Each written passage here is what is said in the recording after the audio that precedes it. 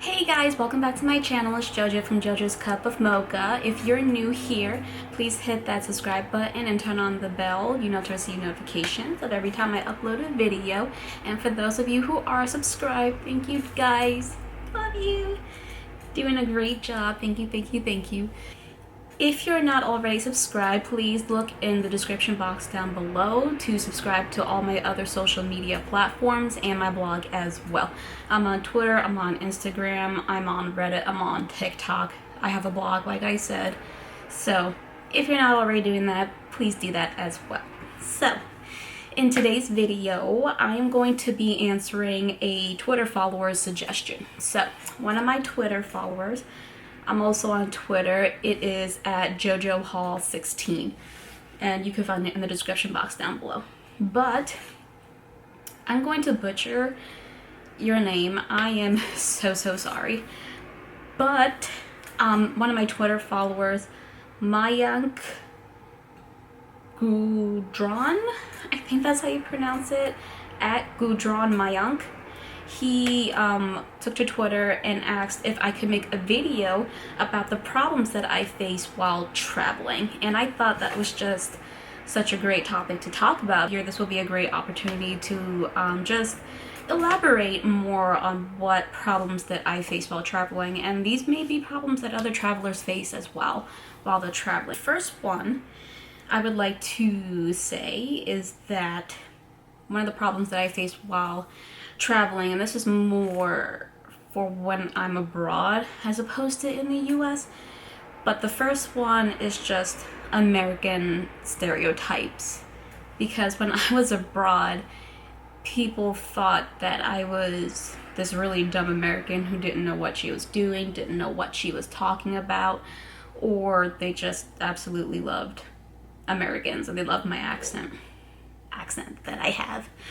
But, just thinking that Americans are what they, appear in movies and TV shows, and all the stuff that you see in the media and whatnot. But it's just not all that is true, and I try not to make assumptions about other people, about their cultures, about their ways of life, and everything or anything like that. But, when I'm also abroad, I don't want people to just assume that I'm like this dumb American or oh my gosh, like I talk like this all the time, like I'm a valley girl. Like, no, that's not how it is. The second problem I face while traveling is safety.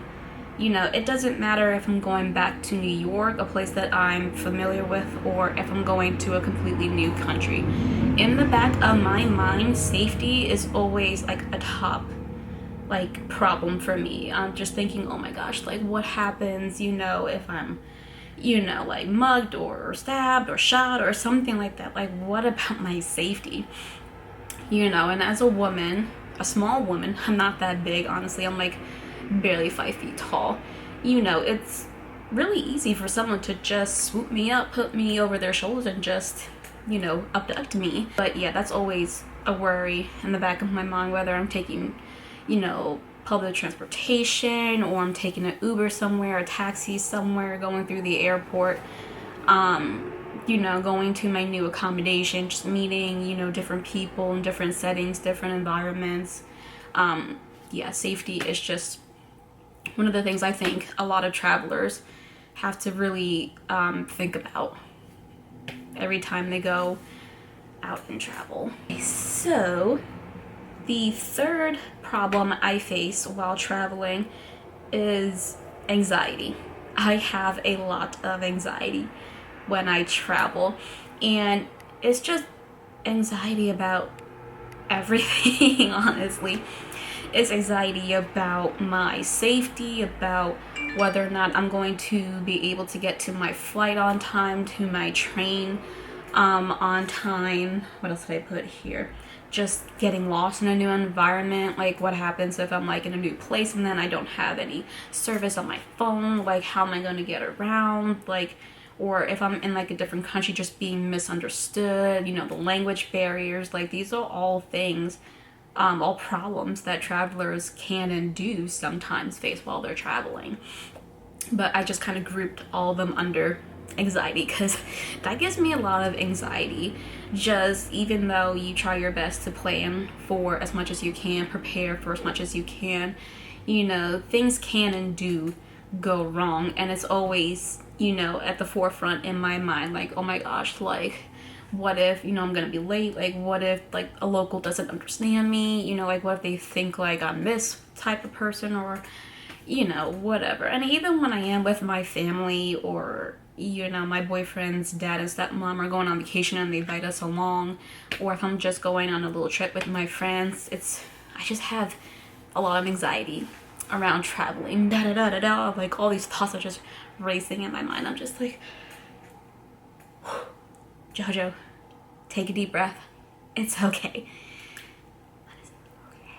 The fourth problem I face while traveling is just the thought of running out of money. I've been there. I've done that. It is not fun when you completely run out of money, you're in a foreign country, and you don't know what to do. So that is one of the many reasons why when I travel, like I said, even if I'm going back to New York for a day, I always bring extra cash with me just in case. And I always bring, like, my credit cards and anything like that that I know has, you know, no balance on it whatsoever, because I've been there. It's just always something that's in the back of my mind, like, what happens if I go through that situation again where I'm in a foreign country, my parents aren't able to send me money, like, what do I do? You know, like, I can't take an Uber, I can't take the metro, I can't really do much if I don't have money. You know, especially when you're in big cities, like, things can cost money, not that you can't find things to do for free, but, you know, I'm talking about not like attractions and whatnot. I'm talking about, like, food, clothing, like, transportation, things that you really need to take into account when you're traveling. Like, what if I don't have money? Where am I going to stay? How am I going to get from place to place? You know, so that's just always, you know, a problem, a potential problem that I can face, and I have faced that before. My fifth problem is culture shock. You know, being lonely, being depressed, just experiencing a different culture, a different environment with different people. It is pretty shocking to your system, you know. And you can go from, like, one state to another, one country, one county to another, you know, and it's just completely different. Even when I was younger, I'm from Brooklyn originally. Moving from Brooklyn to Staten Island, which is more residential, more suburban, it has more wooded areas and whatnot. It was just completely different from, like, that urban setting I was used to back in Brooklyn. And I went through a period of depression. That's actually when, like, my depression and anxiety started, because I was just in a strange new place. I didn't know anyone, and even if I tried to talk to people, they really didn't talk to me. I wasn't used to, you know, having to drive around everywhere, because in Brooklyn you can walk to a lot of places. I just wasn't used to being on Staten Island. I felt very depressed. I became very depressed, and I, you know, had a lot of anxiety. And even when I traveled, that's a problem that I still face. It's just culture shock. Even though I'm an adult now, I can kind of better handle, like, when I'm depressed or when I have anxiety. You know, I know that, like, this is a different experience, like, it is expected. I know that it's not going to be the same from place to place, but it's still something that I still face. But I try not to let it dictate, you know, all of my thoughts and feelings about a location, and just overall ruin my whole travel experience when I travel, you know. But it's still something that I face. Sixth problem that I face while traveling are just language barriers, more so when I'm abroad. But, you know, even here in the US, maybe, like, certain dialects, you know, I might not understand it, because each state in the US has different dialects, different accents. What I'm accustomed to here in the northern part of the United States from New York, because I'm from New York, and now that I live in Pennsylvania, just the certain, you know, dialects and vocabulary that I'm used to, is going to be different from, let's say, Ohio, from Indiana, from Georgia, from Florida, from Louisiana, from California, from Montana. You know, it's just a vast, you know, country with so many different dialects and vocab and this and that. And even when you're abroad, you know, you can encounter those barriers in communication, you know, because one word might mean one thing where you're from, and then when you go somewhere else, you may hear the same word, but it has a different meaning, a different connotation, and that can create some barriers because, you know, it could be like, oh, like what? You know, I guess one of the best examples I could, you know, think of is like in England, you know, like they say, you know, fag, you know, for like a cigarette. But here in the United States, fag means something completely different. It's a very derogatory term for someone, you know, who's gay, who's homosexual. So, you know, I feel like that's one of the things that maybe people are aware of, but if they're not, you know, that's fine. But, you know, if someone is coming from like England or whatnot and they go over here and they start saying, oh yeah, you know, I want a fag, you know, we're gonna be like, you want what? You know, like, again, like that communication, it just creates some barriers. Forget about other languages. Oof, that was just rough. Like, I would try my best to research and to, you know, pronounce words and try to communicate with locals, but, you know, it's just hard.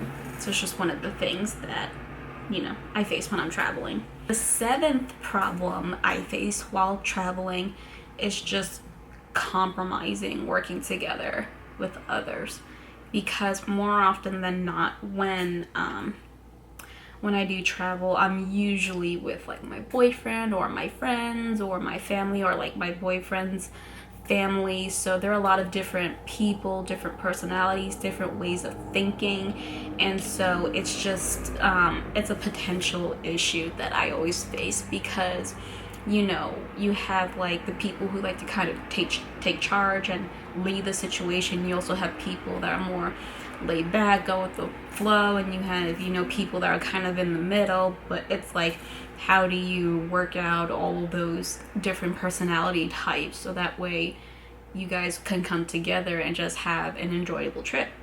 Just trying to get along with different people, different personalities, different ways of managing stress levels and whatnot is a problem that I face when I'm traveling. And it doesn't matter who I'm traveling with, you know, friends, family, my boyfriend.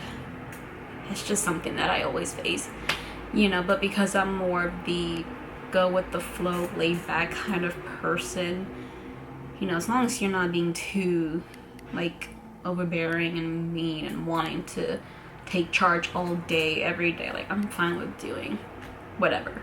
Yeah, that is it. Those are all the problems that I face while traveling. If you like this video, please give it a thumbs up so that way I know that I'm doing a decent enough job, and that way, you know, it lets me know that you like this kind of content and I can continue to keep filming things like that. So I will see you guys in the next video. See ya!